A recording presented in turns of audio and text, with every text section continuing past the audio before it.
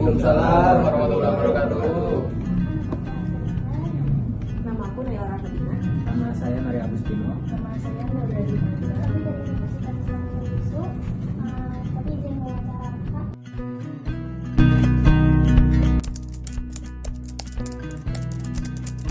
Secara sejarah sih PT SBC ini, saya singkat PT SBC, sudah berdiri dari 2001 itu, dan sudah sempat alokasi dari yang pertamanya di daerah Samya sampai akhirnya sekarang di sini. Ini yang mendirikan ini adalah Bapak Mangmo Sunaryono serta kolega-koleganya untuk perusahaan ini bekerja sama dengan beberapa perusahaan lain seperti Taka Desa Multi Utama, Sony, ya secara garis besarnya itu. Tantangannya khususnya kita SDM sih lebih tepatnya SDM, terus dari segi sarana dan prasarananya, lingkungan kita, terutama kita mencari lokasi. Lokasi ini kita bisa dibilang bukan kawasan industri. Pasti kan kalau dengan produksi manufacturing kitchen ini kita membutuhkan mesin-mesin yang cukup besar, dan pada saat proses produksinya pasti ada yang mengganggu lingkungan sekitar, ada di suaranya atau mungkin limbahnya atau apanya. Itu kita harus dulu. Kemudian yang paling utama adalah dari segi dari sumber daya manusia, karena di sini kita fokusnya itu membangun kesejahteraan bersama. Kalau di PT sini kita tidak secara recruitment, kita tidak mementingkan harus seperti apa, terus tata belakang siapa, kita nggak harus. Jadi kita membantu itu di keadaan orang yang sekarang ini ada yang dasar pendidikan itu bahkan sampai tidak di sekolah pun kita akan di sini. Cuma kalau dari kita yang penting di sini adalah mau kerja dan hidup. Intinya kita dua itu. Jadi kita nggak ada yang kamu harus ini, harus bisa ini. Jadi kita sama-sama belajar dari sini. Kalau kabur aja dulu yang saya pahami ya, itu kan munculnya di media sosial pertama yang saya lihat dari Twitter, kemudian berkembang ke TikTok atau Instagram. Sebetulnya kabur aja dulu itu ada pro dan kontranya. Kalau saya pribadi lebih ke pro. Kenapa bisa pro? Itu bisa dilihat dari untuk saat inilah masalah dari kebijakan dan peraturan-peraturan yang ada di Indonesia ini. Seperti yang tadi contoh dari mbaknya itu, masalah peluang untuk tenaga kerja. Ya, itu. Di sini kita untuk perusahaan-perusahaan besar khususnya ada namanya minimum standar pendidikannya, minimum usia, maksimal usia. Nah, itu kalau misalnya kita bandingkan dengan perusahaan dengan negeri tetangga ya, negeri tetangga atau luar negeri, itu sangat berbeda. Kenapa? Kalau misalnya di luar negeri itu yang penting ya sama, yang penting intinya mau kerja. Nggak ada yang istilahnya maksimal kerja umur 30 atau 29 itu udah nggak boleh melamar. Di satu sisi mereka mencari yang fresh graduate, di satu sisi mereka cari yang pengalaman, yang nggak bisa ketemu fresh graduate sama pengalaman. Itu fresh graduate itu pengalamannya dapat dari kerja itu sendiri. Nah, kerja itu sendiri ya mau kan dia harus belajar secara lapangan melalui kerja itu gitu loh.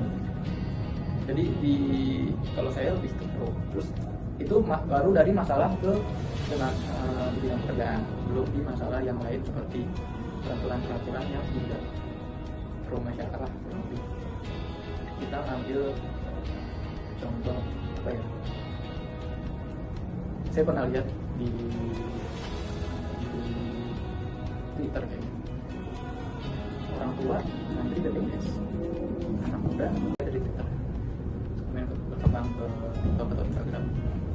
Sebetulnya kabur aja dulu itu ada pro dan kontranya.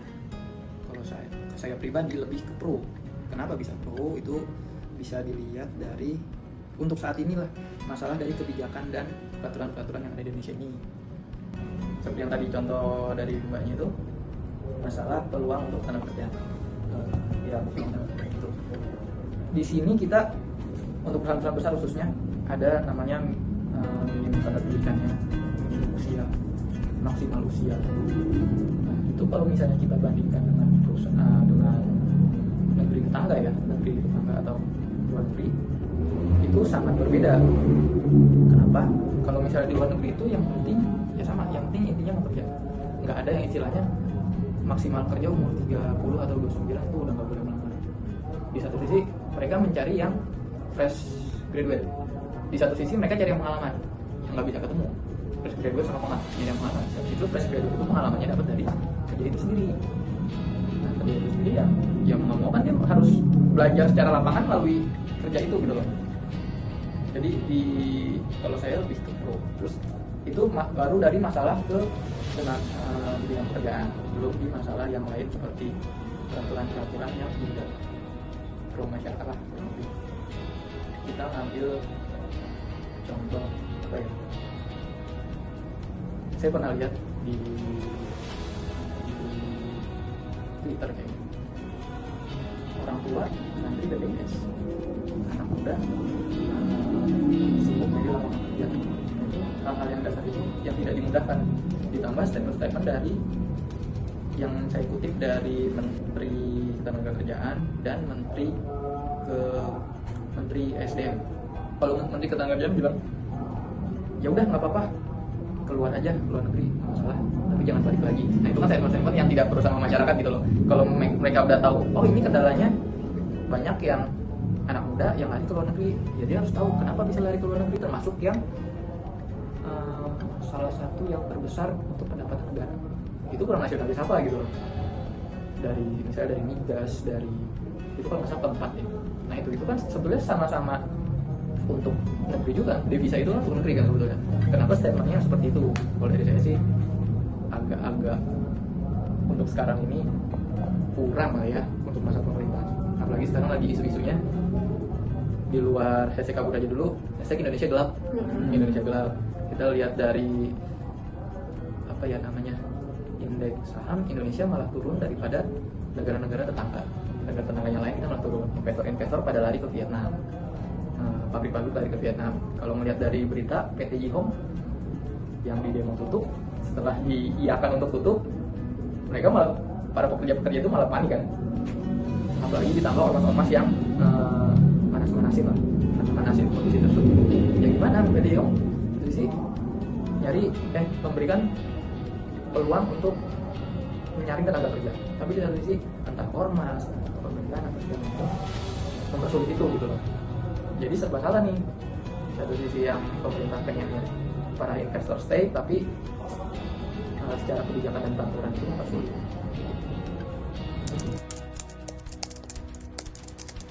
Nggak ada skillnya itu loh. Ya prinsipnya dia harus tahu syaratnya mau ngapain. Saran saya kalau untuk yang berdagang, pertama dia harus cari marketnya dulu. Bukan nyari kamu bisa apa, cari marketnya dulu. Apa sih yang orang-orang lagi pengen sekarang, entah di lingkungan teman atau di lingkungan yang lainnya lah, keluarga dan lain-lain. Apa sih yang lagi bisa dijual gitu. Cari-cari informasi lah tentang masalah pendidikan atau peluang-peluang tenaga kerja di luar sana. Itu udah pasti banget, udah basic banget lah. Mungkin itu aja kali dari kelompok kita. Kurang lebihnya mohon maaf ya Mas Yuda, dalam waktunya untuk Andri kita datang ke sini. Makasih waktunya ya Mas Yuda. Iya, makasih juga.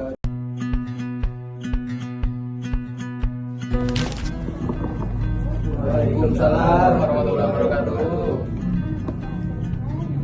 Nama aku Naila Rahmadina. Nama saya Maria Agustino. Nama saya Nadia Dimanda. Kami dari Universitas Islam Yusuf. Tapi izin wawancara Kak.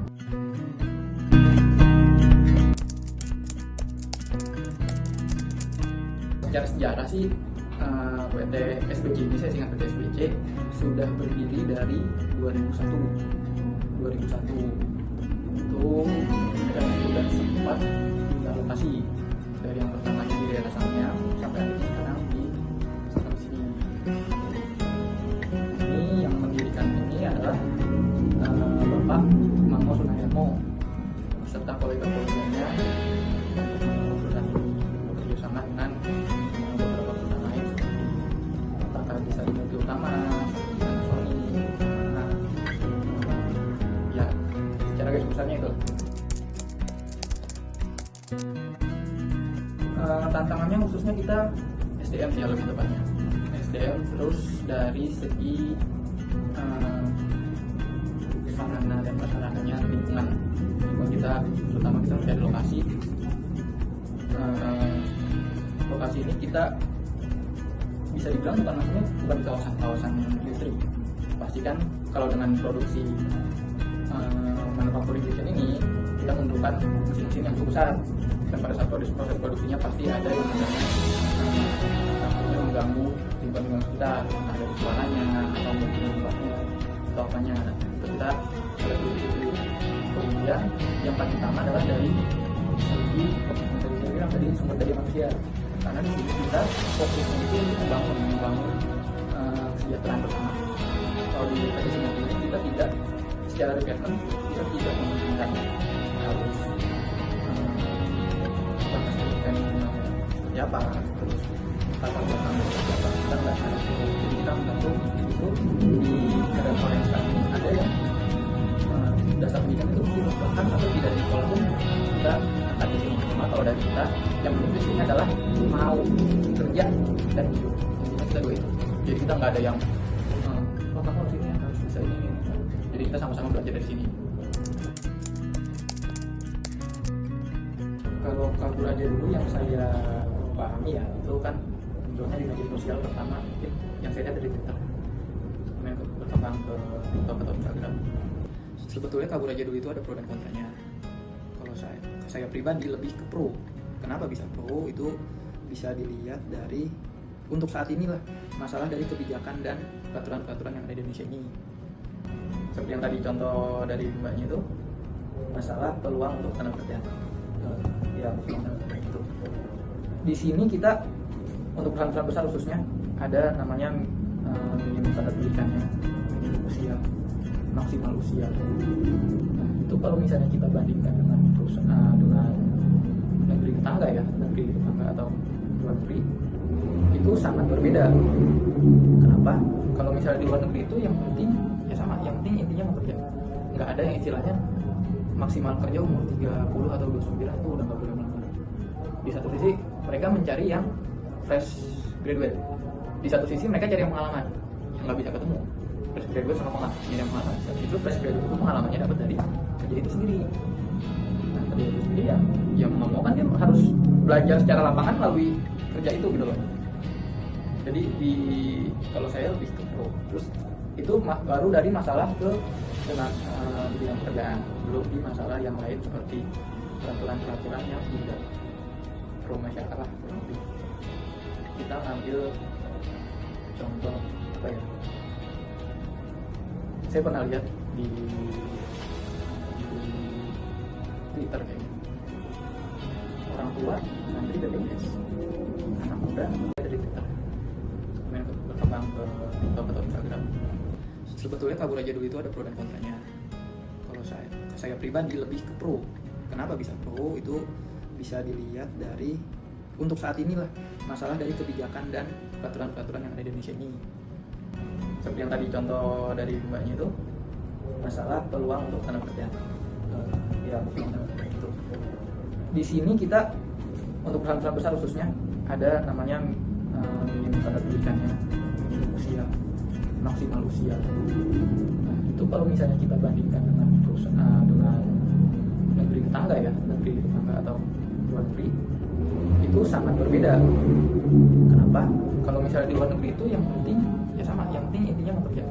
Nggak ada yang istilahnya maksimal kerja umur 30 atau 29 itu udah nggak boleh melamar. Di satu sisi mereka mencari yang fresh graduate, di satu sisi mereka cari yang pengalaman yang nggak bisa ketemu. Fresh graduate sama pengalaman, itu fresh graduate itu pengalamannya dapat dari kerja itu sendiri. Nah, kerja itu sendiri ya mau kan dia harus belajar secara lapangan melalui kerja itu gitu loh. Jadi kalau saya lebih ke pro. Terus itu baru dari masalah ke dengan bidang pekerjaan, belum di masalah yang lain seperti peraturan-peraturan yang tidak pro masyarakat lah. Kita ambil contoh apa ya? Saya pernah lihat di Twitter kayaknya, orang tua nanti BPJS, anak muda sibuk jadi lapangan kerja. Itu hal-hal yang dasar itu yang tidak dimudahkan.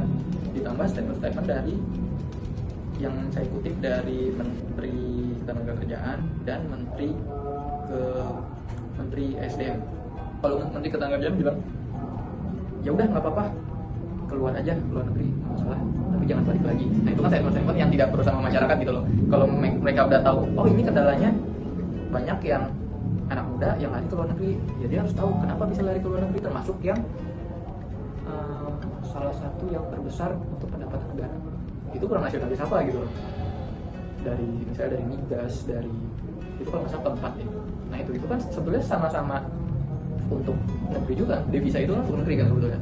Kenapa statementnya seperti itu? Kalau dari saya sih agak-agak untuk sekarang ini kurang lah ya untuk masa pemerintahan. Apalagi sekarang lagi isu-isunya di luar hashtag kabur aja dulu, hashtag Indonesia gelap. Indonesia gelap. Kita lihat dari apa ya namanya, indeks saham Indonesia malah turun daripada negara-negara tetangga. Negara-tetangga yang lain kita malah turun. Investor-investor pada lari ke Vietnam. Pabrik-pabrik lari ke Vietnam. Kalau melihat dari berita PT Jihong yang di demo tutup, setelah diiakan untuk tutup, mereka malah, para pekerja-pekerja itu malah panik kan. Apalagi ditambah ormas-ormas yang manas-manasin lah, manas-manasin kondisi tersebut. Ya gimana PT Jihong sih nyari memberikan peluang untuk menyaring tenaga kerja, tapi di satu sisi entah ormas, entah pemerintahan atau segala macam mempersulit itu gitu loh. Jadi serba salah nih. Di satu sisi yang pemerintah pengennya para investor stay, tapi secara kebijakan dan peraturan itu mempersulit.